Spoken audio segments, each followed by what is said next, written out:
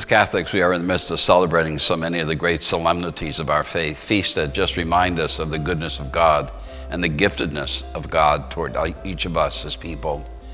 You know, we celebrated that great feast of Pentecost.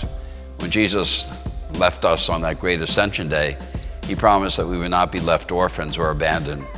And that was fulfilled on Pentecost when the Holy Spirit came to each one of us, especially as it rested on those apostles and disciples, and gave them the strength they needed to unlock themselves and to go out into the world.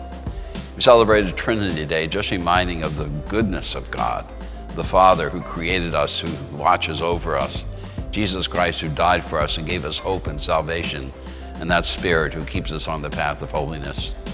And now we celebrate the great feast of the Eucharist, the body and blood of Christ, Corpus Christi. What a gift this is. On the Last Supper night, Jesus gave his body and his blood to us, just to remind us that he wants to live within us. And every time we receive that Holy Eucharist, that Christ comes to us in a most special way. It's a sadness for our times that so many have turned away from the Eucharist. In fact, it's a greater sadness as so many don't even believe in the Eucharist. But for those of us who do, for those of us who hold fast to this wonderful, wonderful gift from God, how blessed we are. And so as we come to the altar this weekend to receive Jesus, let us be grateful for the faith that we have.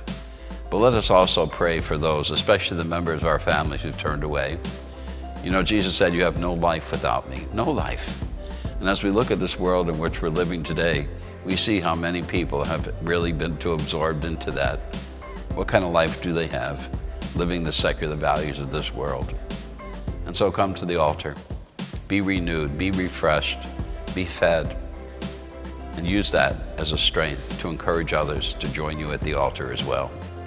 May this feast, and may all these great feasts, remind us of the never-ending love and goodness of our God.